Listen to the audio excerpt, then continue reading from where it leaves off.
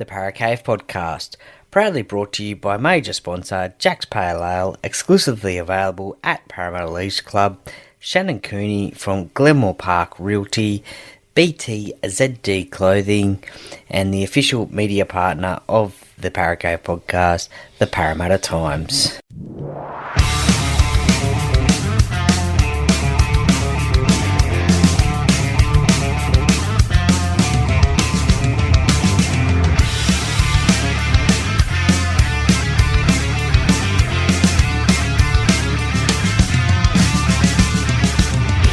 Welcome to another episode of the Paracave Podcast. And now over to your host, Troy Warner, broadcasting live from the world-famous Paracave.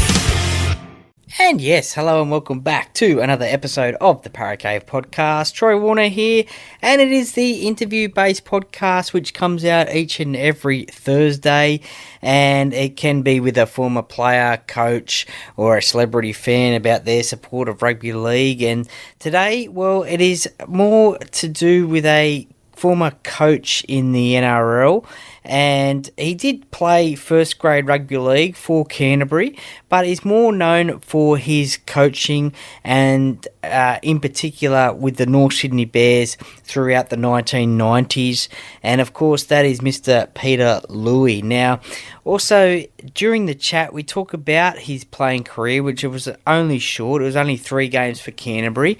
But then we talk about his coaching career as well, and he has a little bit of a Parramatta Eels connection, as he talks about in the chat. He was coaching under John Mooney at Parramatta in the 80s, so we talk about that as well. Pretty successful reserve grade coach for Parramatta and also North Sydney before he got the full-time job.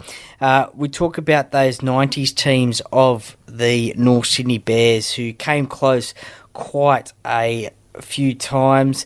Talk about the Super League war as well. We talk about expansion in the competition as well, and if the Bears will come back into the competition. And also too, he became the referee's boss after Mick Stone, so we talk about that one as well, and he was also involved in the match review committee as well. So lots to talk about with Peter. It was a very enjoyable interview. I'm sure you will enjoy it as well, and just another person involved in rugby league. So I hope you will enjoy this chat, and of course this wouldn't be at all possible without the help of the sponsors of the podcast. Jack's Pale Ale, exclusively available at Parramatta Eels Club, Shannon Cooney from Glenmore Park Realty, BT ZD Teamwear, the Parramatta Times, the official media partner of the Paracave Podcast, and also League Tees as well. So thank you very much for your support of the Paracave Podcast. I really appreciate it. Look, that's enough of me talking. As Hindy says, get a beer, coffee, whatever you want. Sit back, relax and enjoy, and let's get straight into it. And today on the podcast, today's guest is someone who has been in rugby league for a long time and seen many a game. Now, for me, he is most recognisable as the head coach of the North Sydney Bears throughout the 90s, but has also coached and has had a long affiliation with the club that I love, the Parramatta Eels. Welcome to the Paracave Podcast, Mr. Peter Louis. Yeah, thank you, Troy. It's a pleasure to be here. Not a problem. Thank you very much for joining me. Now, going back, I guess, to the start, did rugby league find you, or did you find rugby league? How did you get involved in rugby league? It was always in my blood. I come from a small country town out northwest, Weewar, and yes. I went to school out there, and we only had enough players to get 2 teams to play against one another on a Friday afternoon from year 6 to 3rd year. So you could imagine there wasn't too many choices, but I always loved the game. And then we moved down to the coast here on the Central Coast, and I didn't know anybody at all down here because I just finished school and was looking for a job. Yep. And I run into a guy, and he said to me, "Why don't you come and try out for footy?" So I went into Woy Woy and I tried out, and got selected in their under 17 D grade team, and in that team was a bloke named John Money. So that's where I formed a relationship with John, and we continued then to play through the grades into first grade. We both went to Sydney in the late 60s, and then we come back to the club later times, and we coached together at the Roosters. So that's how it all started. Ah, nice. Yeah, we were famous for me, I guess, and many a Parramatta fan for Jamie Lyon. Yeah, he's one of the local boys from up there, and there's a short story to tell about him. When I was at North, actually, a good mate of mine that I still talk to at Weewar rang me and said, look, there's a 16-year-old boy up here. He said, I think he'll play for Australia. And there was a schoolboy competition on, I just forget now where it was, but I sent a couple of blokes to go up and have a look at him, and come back, and they said, oh, no, he didn't play all that well. So I didn't worry too much about it. The next time I know, he turned up at Parramatta. Not all that long after, we sent these people up to have a look at him, and the rest is history. Is that the hard? I guess you could say, is that the hard thing about sending scouts for watching players and missing out on a player like Jamie Lyon? Well, usually the people you send are fairly experienced in what to look for. But sometimes, some days the guy that you go and look at doesn't perform, or it's not his day, but normally you can judge, whether they got it or whether they haven't got it. No worries. Now, after your playing career, you played 3 games for Canterbury in first grade. Did you decide then that coaching rugby league was something that you wanted to do? Why was there only 3 games for Canterbury? Well, I had two years down there, and I played mostly lower grades, of course. Okay. And then I broke my jaw at the cricket ground playing first grade against South Sydney. I come back and I sort of wasn't enjoying my time in Sydney, so I decided then to just pack up and come back up the coast. I ended up coming back up here and playing for the Roosters and the Woolwoo Roosters, and that was in 1970 or something. Yep. And so from there, I sort of fell into coaching from that. So the club wasn't doing all that well in a couple of years later in 1972, and they were looking for a coach. I'd just done an ACL, and in those days they couldn't fix them, so I was basically retired. Yep. And so they needed someone there, and I just sort of tried to help out, and I coached the first grade side. We didn't do very well at all for the first half of the season, and then everything sort of to fall into place, and we ended up winning the comp up here. So from that's where my coaching career started. And the connection, I guess, as you mentioned before, with John Money, that's how you got to Parramatta and become the reserve grade coach. Yes, that's exactly right. John left the club. He came to the club back to the club in 71, and he left. I'm just trying to remember now where he went to from there. I think he might have played in Newcastle after that for a couple of years, but then he come back to the club, and he coached the first grade, and I coached the reserve grade side there for 3 or 4 or 5 years. Yep. And then I had a young family at the time, and I decided that I'd call it quits. This is sort of the very early 80s. Yep. And John got the job down with Jack at Parramatta, and he had the 3 years there coaching reserve grade. And when he got the first grade job, he rang me and said, look, I need someone to coach the reserve grade down here. I don't need to be looking over my shoulder for the first 1 or 2 years. Yeah. And would you come down and do it? And of course, I hadn't coached for a season, I think, or 2 seasons, even up here. So that was a huge step for me to come from a country town to a very successful club that just won 3 premierships in a row. So it was a real learning curve for me the first year, but I ended up doing it, and I don't regret it. I was only going to go down there just to make sure John was standing on his own 2 feet, and that was in 1984, and I virtually retired in 2015 after going to Norths and working for the NRL. Yeah, well, I mean, that year, 86, was it must have been good to be in and around a club that was so successful during that time. 1984, runners-up in first grade, and then reserve grade in 86, runners-up as well. Who were some of the players that you coached in that 86 season? Oh, the 86 season, I think probably there was guys like Mickey Delroy and Tony Casado and Tony Chalmers and, oh, dear, now you're testing me. Michael Eden, I think, was there in 86. Peter Ford, from Gerringong, mate of Michael. And I think Jeff Bugden even had a 2 or 3 or 4 games through that year. Jeremy Lillis, of course, was a captain for me, for a number of years, and a very good one. Timmy Barnes, Graham Atkins was there, I think, at a time. Muggo played up and down. Danny Krankovic. They go on and on and on, So Blair Kurtz was another one, and another young fella from up here, David Thorne. They all played, I think, in the reserve grade side that year.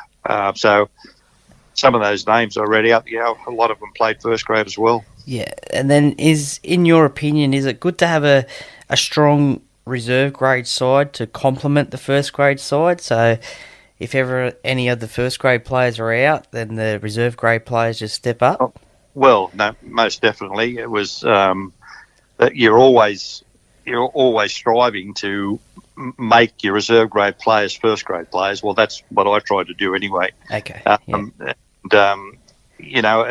of the guys have got different personalities. Some of them think, well, I should be in first grade, and then you get the other guys who understand what they've got to do, and they've got to work hard.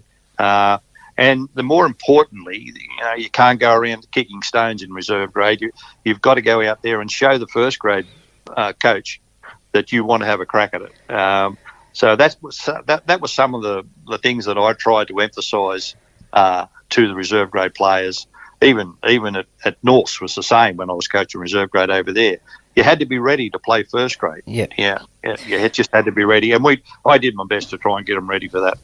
Well, it was runners up again in 1989 for reserve grade, but then the first grade was having a tough period from that, after that 86 season into the late 80s, early 90s. Was it a tough thing for yourself seeing those players that you had in reserve grade struggle in first grade? Well, it is. You don't like to see the first grade side, struggle. But I think, they just had some aftershocks from, losing a lot of their really established players. Brett was sort of trying to do his best. I think he had a shoulder problem, and I'm not too sure where Peter got to.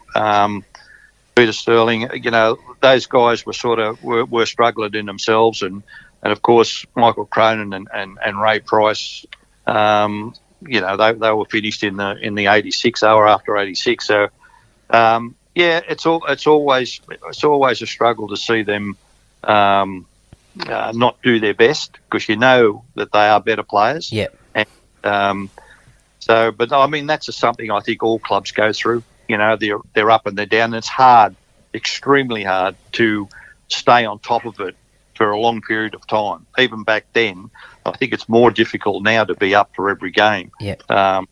But back then, I think it was probably just as hard, especially when you lose all that experience. Yeah, that's right. That's for sure. Was it a case of opportunity for the move to North Sydney in 1990? Well, that's another story. For the last 3 years, I worked for John Money. I didn't work for Parramatta Club. Okay. Because Yep. John had a package deal there that he paid the lower grade coaches, Okay. obviously, and himself. So when he decided to go over to Wigan after the end of '89, I didn't have a job. Okay. Because, Yep. and no one actually approached me, to continue on. But in saying that, Steve Martin had just been appointed over at North Sydney, Yep. and he rang me and said, "Look, if you're looking for a position, we've got one here for you to coach the reserve grade." And ironically, the Parramatta and North Sydney played each other in the reserve grade grand finals in '89. So I'd already made a decision to go to North Sydney even before that grand final happened. And then, well, it must have been a good decision, obviously, because then success in 1991 and 1992 in reserve grade, and then promoted to head coach in 1993 with the Bears. Was that a goal of yours? Did you tick that one off as coaching a first grade side? Oh, well, to be honest with you, no, I didn't. I just sort of was quite content to to sort of fill in and do the second grade job, even at Parramatta and when I went to North, because I was there for three years coaching their second grade side. But success sort of just happened, in, like you said, in 91 and 92. And Dave, when Steve Martin decided that he wanted to do something else, Dave Hill had just taken over from who sort of run the ABC. I think at the time, I just forget now what he was doing, but he was quite a good chairman for the North Sydney club. Yep. He approached me and said, "We want to give you a crack at doing the first grade." And I thought about it for a couple of days, and I thought, gee whiz, this is a bit of a step up for me. Yeah. But I decided to give it a crack. The family were quite happy for me to do it. I had a employment up here, and they agreed that I should do it. So that was a decision made, and I didn't know how long it'd last, but I took it on, and actually, was made North Sydney Bears quite competitive for a number of years. Yeah, definitely. Well, 1993, North's just finished out of the top 5, but there's definitely potential in that side. And then in 1994, North's finished second, but bow out the prelim stage, beaten by a champion Canberra side. Yeah, would you beat those?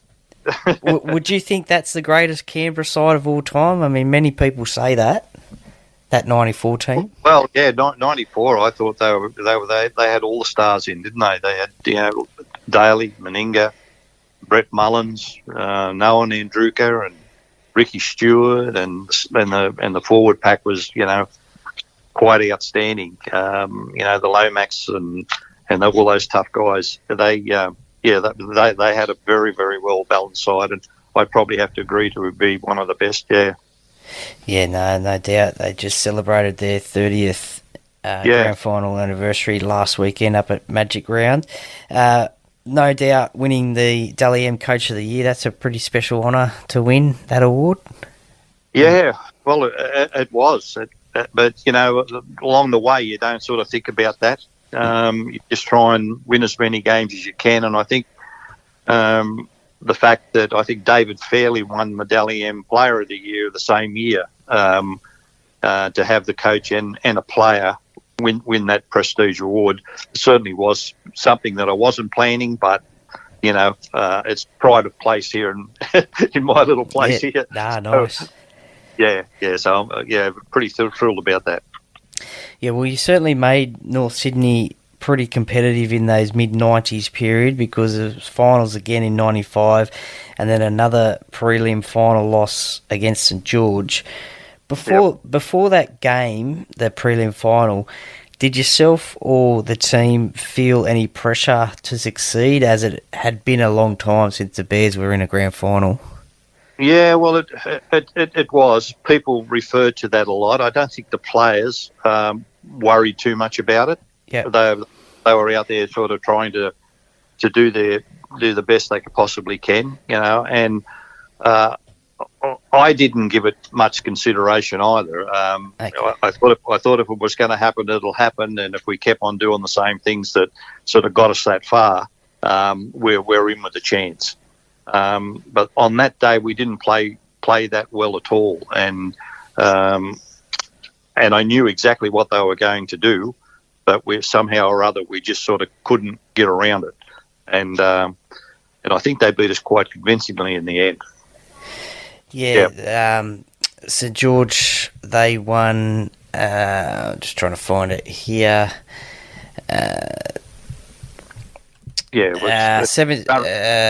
St George. No, it was 97. Sorry, I'm just looking that one up as we speak. But there was a lot of years in a row there that North Sydney made the prelim final. So no doubt it must have been difficult to get across the line. 29-12 it was. Pretty good. Some training for that, even in reserve grades, because we made it so close a lot of times, and I was starting to think that even a reserve grade premiership was going to evade me. So it became a bit personal. So I'd had some sort of preparation when I was in first grade, doing probably exactly the same thing, but unfortunately we didn't get to the to the big dance enough. Yeah, that's right. 1997 against Newcastle as well. Another loss in a prelim final. It must have just been getting very frustrating not to get that extra step. But no doubt a highlight would have been coaching that City side in the former City versus Country game in the middle of the year. Yeah, that was a good week for me. I thoroughly enjoyed that. Dealing with Brad Fittler and Jeff Tuvey, that he was in the side, and there was quite a number of really good players. I think Tommy Redonicus coached the country side that year, and they ended up beating us on the night. But and I remember the week. The week was quite wet, and we couldn't get on the training pad all that much, and but it is what it is. The players enjoyed it. We got close, and I think the late Terry Hill played in that game too as well. So there were some good players there, and unfortunately we didn't win, but it was a good experience for me. I enjoyed it. Do you have a go-to Terry Hill story at all during that week? No, I haven't got a go-to. He was just a funny bugger being around him, and just with the antics and some of the stuff he did, and he was one of those sort of players that you just had to have in your team, because he kept everyone happy and everyone on their toes, because he had a comeback for everything. But not one standout story. No. Nah, that's okay. Rest in peace, Terry. You will be certainly missed for sure. Just another question about those City versus Country games.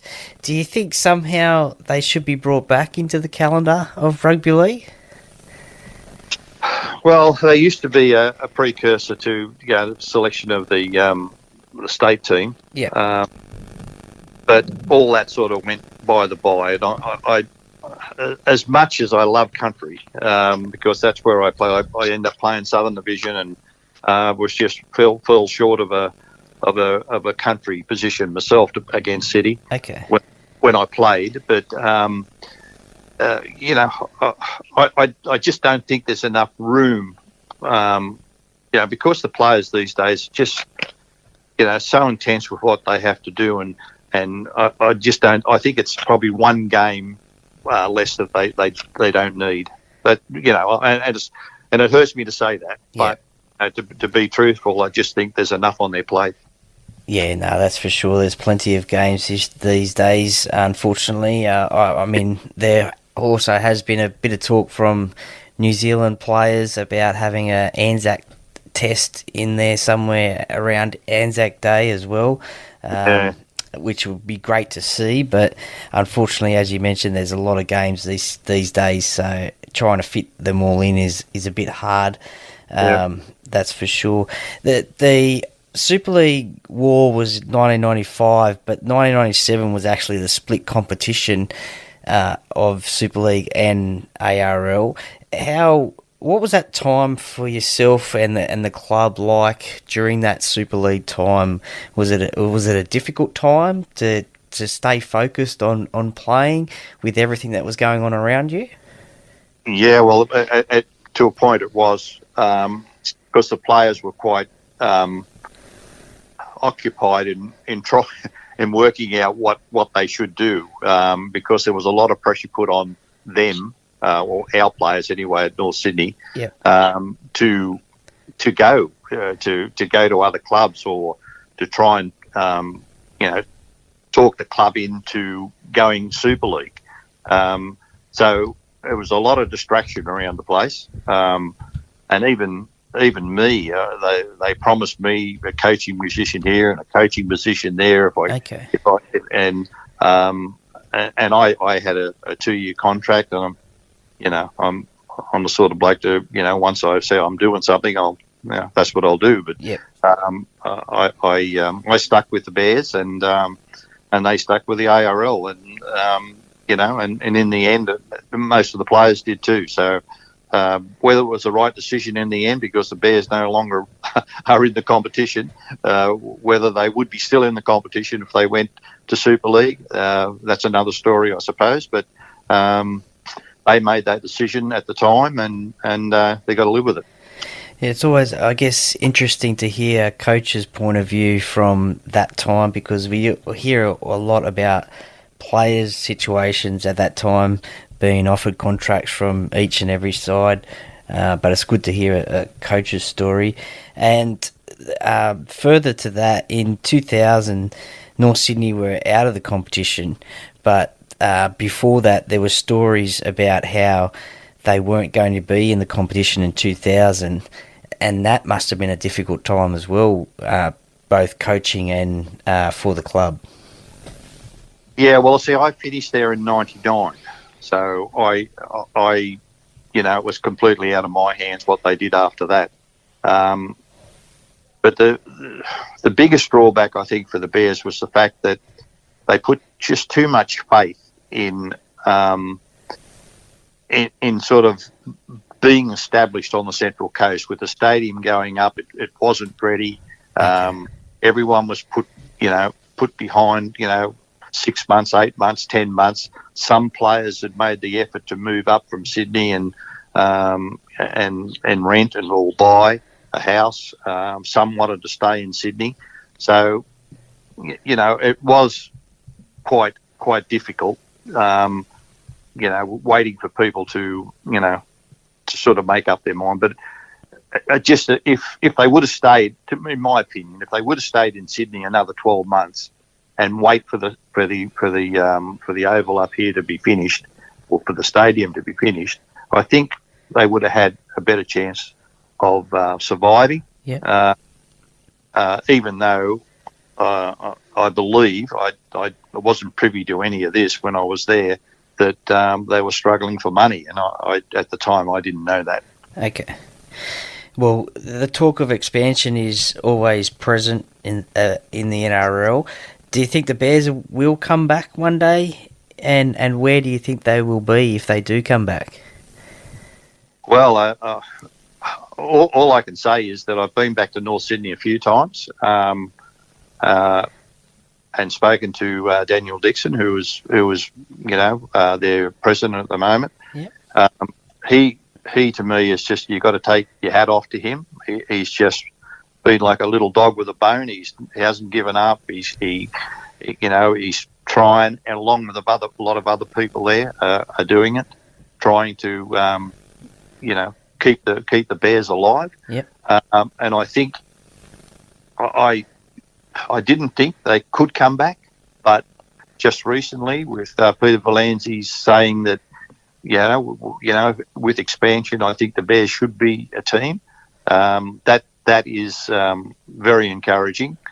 Where they should go to, well, I don't think they can come back with their own identity. But my opinion would be to go to Perth. That's where I would send them. Because I think they're crying out for a team over there. If you can keep the Bears name somewhere and the colours and the supporter base when they do come over to the East Coast, I think it's a foregone conclusion that it'll be successful. Yeah, for sure. I mean, I'd love to see the Bears back in the competition. My brother-in-law is a Bears supporter. He's now switched over to the dark side because they're not in the competition to the Rabbitohs. But he would love to see them back, I guess. But I think one of those options is definitely Perth, and it would be a good mix, and then throw in a couple of, maybe 2 games at North Sydney each year. That would be pretty good, I reckon. Yeah, I think it would be 2. I would like to see more than 2 games. Maybe if you could get 4 or 5, it'd be great. Yep. But whether it'd be at North Sydney, well, I think probably should be at North Sydney Oval, or Central Coast Stadium up here. Yeah. A lot of Bear supporters around. So I think that'd be okay as well. Yeah, for sure. Well, after coaching the Bears, you took over Mick Stone as the referee's boss. That must have been a tough gig, no doubt.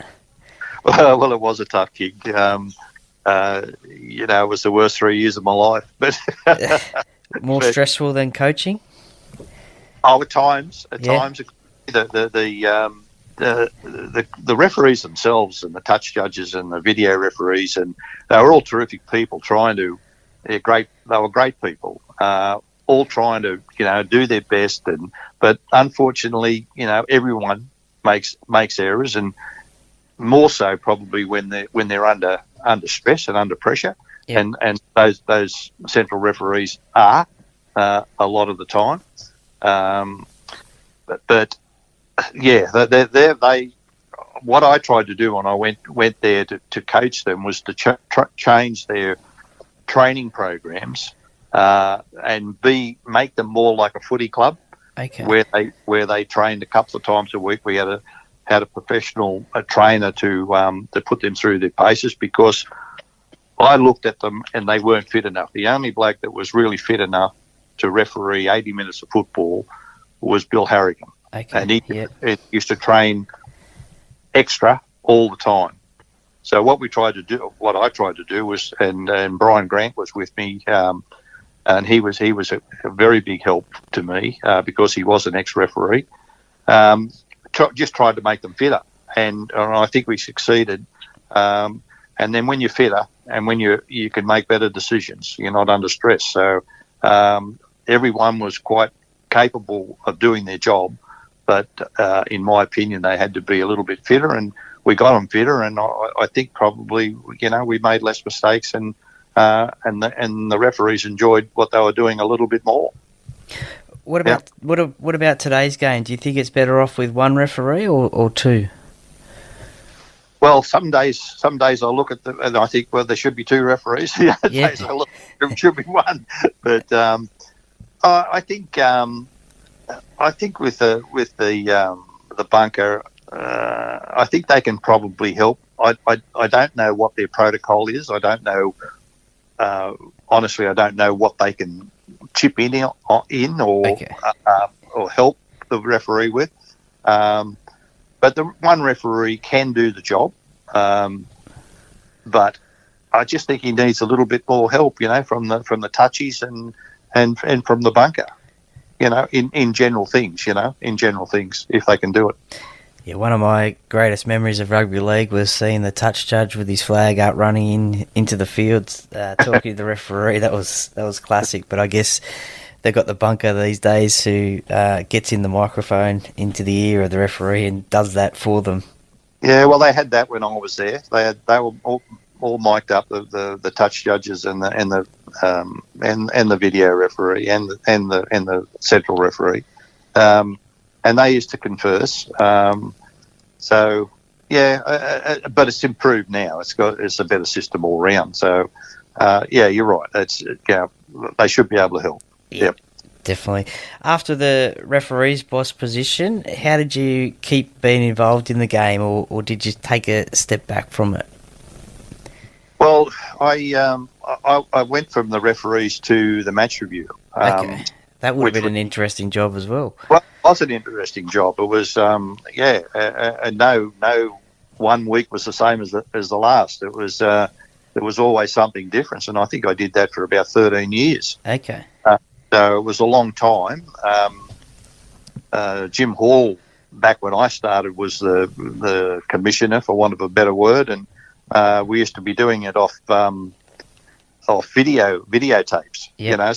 So VCRs, you'd record every game and then you'd look at it, but you had two Pacific games to adjudicate on and to report on. Yep. And then there was about a 2-hour telephone hook up on a Sunday night, to sort of discuss with the other match reviewers and the commissioner, what we picked up, which wasn't all that great. It was we never spent a lot of time, or as much time as we should have, I think, on some of the decisions that we had to look at.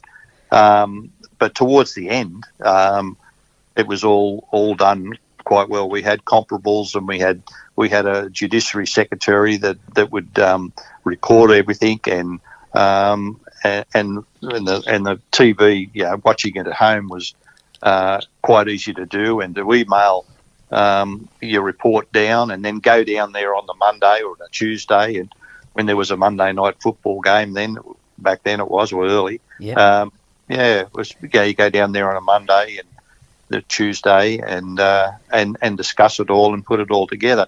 But in saying that, we were better equipped, but just making we did make some errors. Everyone makes them.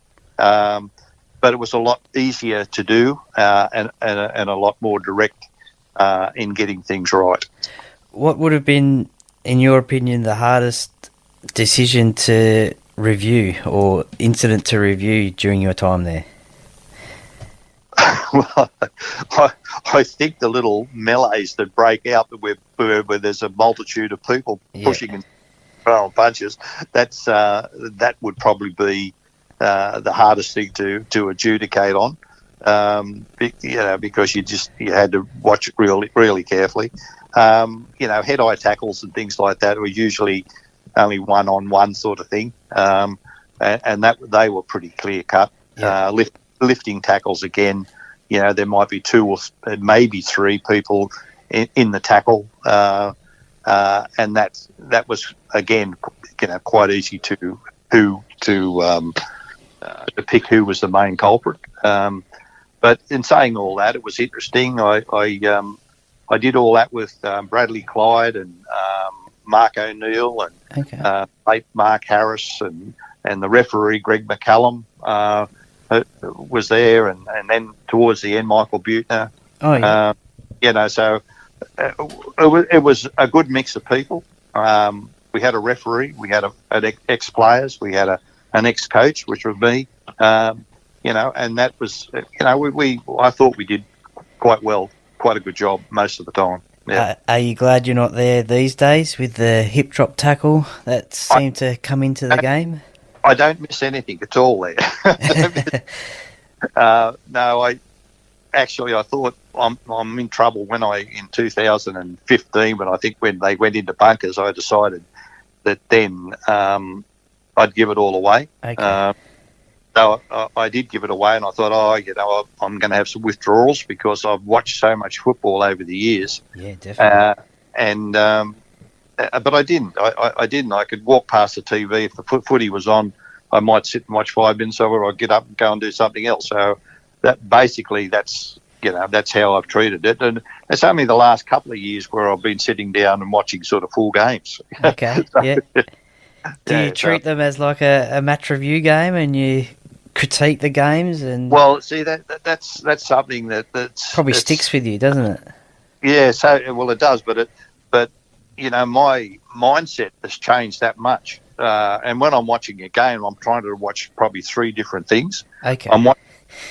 watching what the players are doing and coaching tactics and moves and all that sort of thing. At the same game, I'm looking at the match review point of things, and in the same game, I'm looking at what the referee's doing. So my football brain has been scrambled.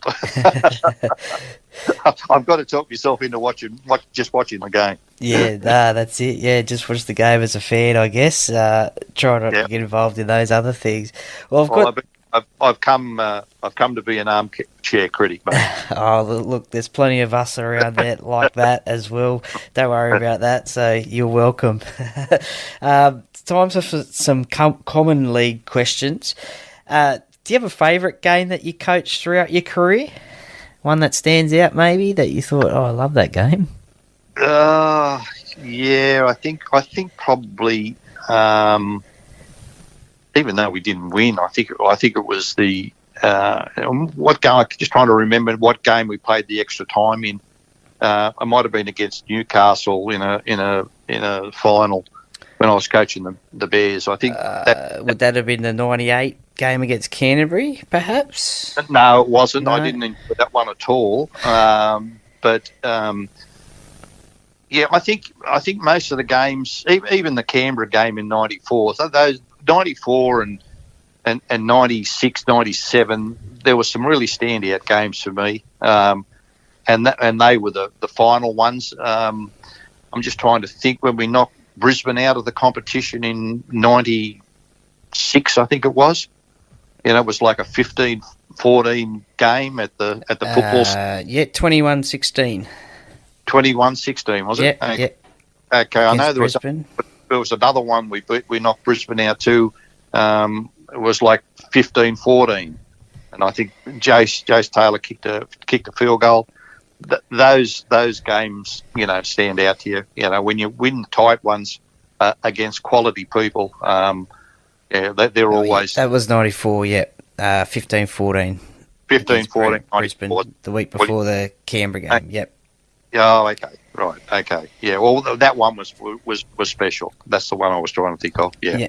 Now, for players, it's probably a little bit different. For players, it's probably easy, but for coaches, it's probably a little bit different.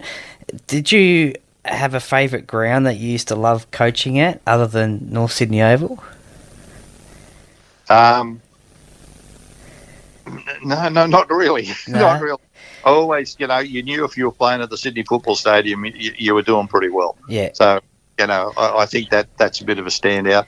The old ground at Parramatta, in the 80s, that was when they got the new oval in 86, was it? Yeah. Yeah. So, I always enjoyed good wins there. I just love the crowd at Parra.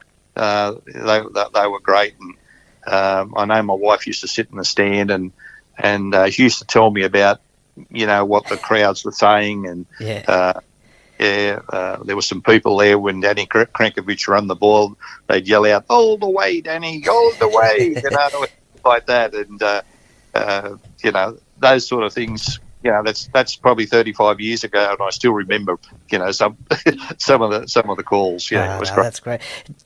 Just on that, how is it on the family coaching a rugby league team when fans don't know who the family members are, but they say stuff about the coach? How difficult is that at times?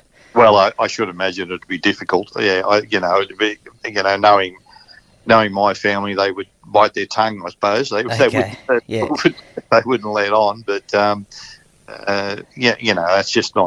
not the right thing to do. But I know people do it. Yeah.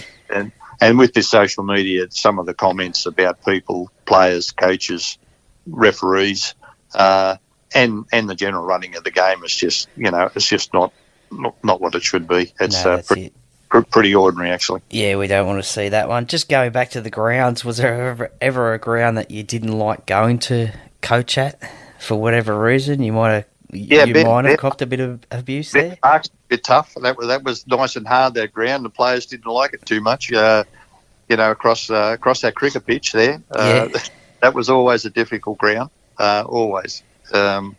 The other one was Manly. I think Manly. I didn't enjoy Brookvale Oval all that much at all. Mainly because we didn't have too much success there. But yeah.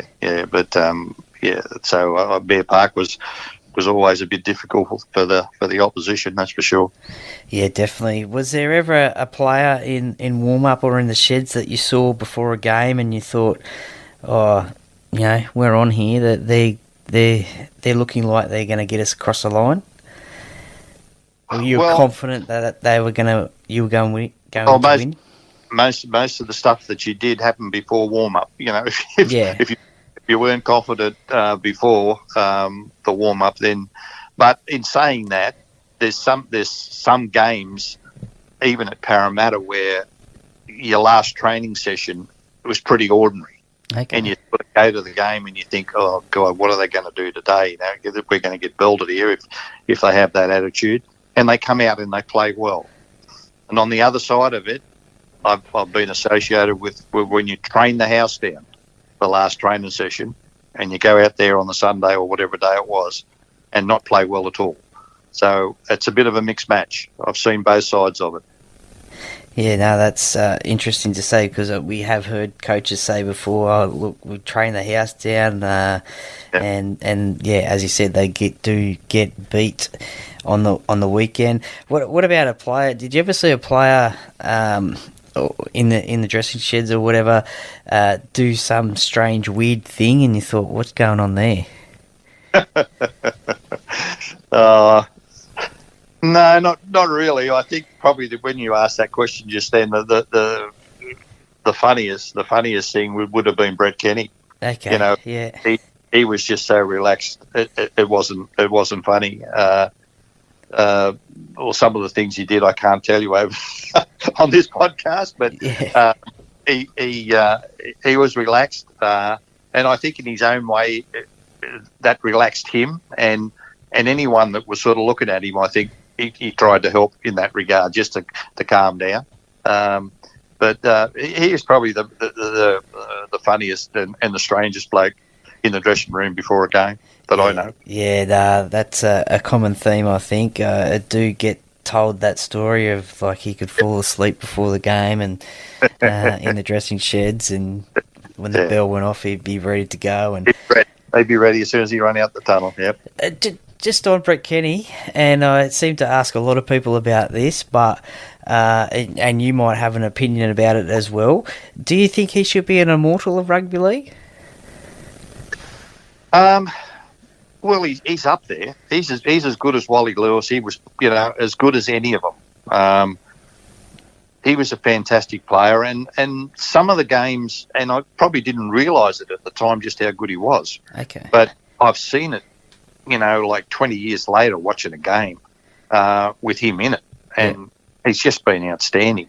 To be an immortal, I sort of don't buy into that too much, but not because I don't think Brett should be one, but I just think that they're really got to be special, and they shouldn't be handing them out too willy-nilly to me. Yeah, that's fair enough. But Brett was just an outstanding player, and I'm sure he's knocking on the door there somewhere for that. Yeah, no, I mean, in my opinion, I think at least one of those 80s Eels players should be an immortal of rugby league. In my opinion, it's a crime that not one of them is, but maybe one day. If you didn't go... Yeah, that's it. We'll just have to wait and see. If you didn't go down the rugby league path, what do you think you would have done as a career? I never ever thought about that. Never ever thought about it. I was always sort of loved the game of rugby league. I loved playing it. I wasn't the best player in the world, but and I certainly liked coaching it. So I don't think I would have. I don't know. That's okay. For me, but, for you to ask me, I don't know what I do sports wise. I don't know. Because I was always sort of thinking along the lines of playing rugby league. I just love the camaraderie of being in a dressing room, to being at training during the week. I just love sort of that sort of atmosphere. It didn't matter whether I was up here at Woy Woy playing D grade, or in Sydney, playing first grade. All that, is by the by. It was just being around blokes and enjoying their company and that camaraderie. That's what I loved. Yeah, really liked it. And these days, what's keeping you busy? What are you getting up to these days? Well, I'm trying to keep myself reasonably healthy. I'm 79 in a couple of months. I sort of get down to the gym, most mornings. I play golf twice a week. Wednesday's competition. My son's got 3 little grandkids, and we enjoy looking around there. I sort of keep myself busy in the backyard. I do look after my lawns and my gardens and all that sort of stuff. Oh, nice. So I'm a very, very straight up and down person these days. Yeah, no, that's nice. That's good. Keeping you busy, that is for sure. We'll wrap on the quick top 10, and it's basically sort of a yes or no. It's some fun little questions here. Do you prefer barbecue or tomato sauce? Barbecue. On a plane, do you prefer the window seat or an aisle seat? An aisle seat, because I got a crooked knee. Okay, no, that's fair enough. Pineapple on pizza, yes or no? Yes. Tea or coffee? Both. Both? Okay, yeah, nice. Arnold Schwarzenegger or Sylvester Stallone? Sylvester, I think.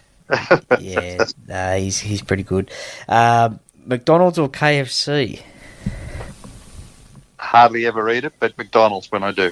Nice. Are you a morning or night person? I think I'm a morning person. Yeah. Do you prefer summer or winter? Definitely summer. Okay, yeah. Coke or Pepsi? Don't drink it, but if I did, it'd be Coke. Nice. And you mentioned the gym there, so cardio or weights? Both of those. I do a little bit of both. Okay, yeah, nice. And we'll wrap things up with a set of 6 questions. Now, this one probably be the hardest question of all, actually, that I've asked so far today. But is there a favourite sport outside of rugby league? You mentioned you played golf there as well. Yep. Is that the favourite one outside of rugby league? Well, at the moment it is golf. I've always enjoyed tennis until I did the ACL. I couldn't play it anymore. So, yeah. But probably golf. Yeah. Golf. Have you ever hit a hole in one? Very, very close. Ooh. Very close. But no, I haven't. Nah, that's okay. I haven't either. So I had massive Para fan on, Paul Gow, former professional golfer, on the podcast, and he's hit, right. I think he said 20.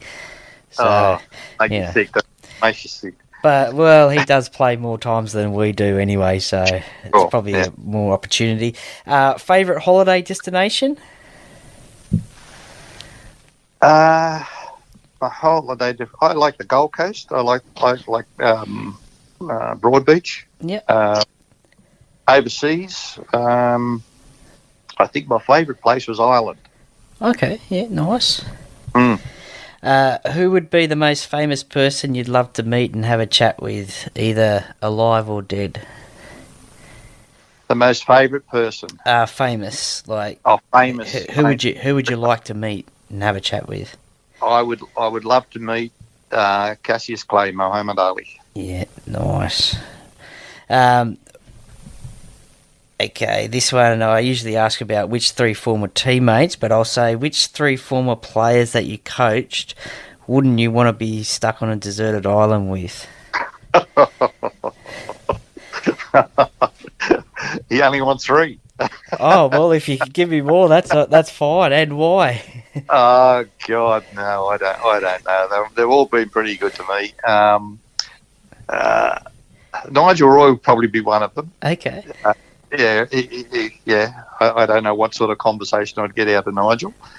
Oh, God, that's a tough question. I've got no idea. Nah, that's all right. We can stick with that one. That's all right. Just you and Nigel on the deserted island. That's okay. What's your specialty dish in the kitchen or on the barbecue? Oh, steak, I suppose. Yeah, I like a good steak, but my favourite meal is spaghetti marinara if I go to a restaurant. Okay, nice. And the last one, who is your favourite musician or band to listen to? I like Billy Joel. I like Elton John. So that sort of era. What's your favourite Billy Joel song? Piano Man, I think. Yeah, no, that's a good one. I like We Didn't Start the Fire as well. Love that song. Yeah. Love that song. Well, Peter Louis, thank you very much for joining me today on the Parracave podcast. I really appreciate your time and your chat. I hope to catch up with you one day, maybe at a Parramatta Old Boys Day, and have another chat. But thank you very much for coming on the podcast today. Thanks, Troy. It's my pleasure. Thank you very much. And yes, welcome back to the podcast, and thank you very much for listening to Peter Louis and his rugby league story. It certainly was interesting, especially the chat about his time at Parramatta. Not many people will probably know that he has that connection with the Parramatta Eels, but he certainly does, obviously, and also, as I said, most people would probably recognise him from his coaching days at the North Sydney Bears. So a few of the players that I've had on the podcast before, most notably Mr. David Fairley, have obviously been coached by him in the past. So it was a really enjoyable chat and a look over his career in rugby league, and I certainly hope to catch up with Peter one day at an old boys reunion at Parramatta, or indeed at a game as well in the future. So thank you very much, Peter, for your time and your chat. I really enjoyed it and appreciate it. Now, looking forward on the podcast, look, there will be a game day preview coming up for the Parramatta vs Bulldogs game, which is on June 10, which is a Monday, the King's birthday.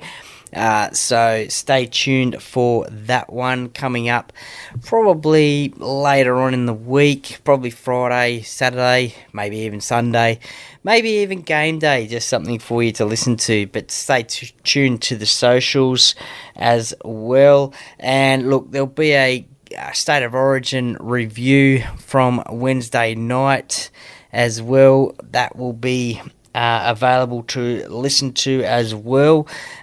State of Origin number 1 on Wednesday night. So stay tuned for the review podcast of that game as well. I'll do that one. And look, plenty to come on the podcast as well. So stay tuned to the socials. Please give me a follow on Instagram, Facebook, and also on Apple and Spotify, wherever you get your podcasts from. And please give a 5-star rating and review. I'd really appreciate it as well. And look, just another shout out to the Singapore listeners. I really appreciate the support and listening to a rugby league podcast all the way from Singapore. I really appreciate that one. I hope you're enjoying it and understanding it as well. Have had a lot of listens from Singapore. Obviously, Australia is the number 1 location where this podcast is played, but I do get some listens from around the world, including the USA, also the United Kingdom, Austria as well. Shout out to Mr. Chris Ricketts as well. I know he's the Austrian listener over there. I've had him on the podcast before, and he is a great supporter of the podcast. So I appreciate you listening to that one all the way from Austria as well. But all around the world it gets listened to. So thank you very much for the support. I really appreciate it. Look, that's enough of this podcast. It is a long one. I really appreciate you listening, and thank you for your support of the Parracave podcast. And as I always say, the Parracave podcast, by the fan, for the fans. Go Para!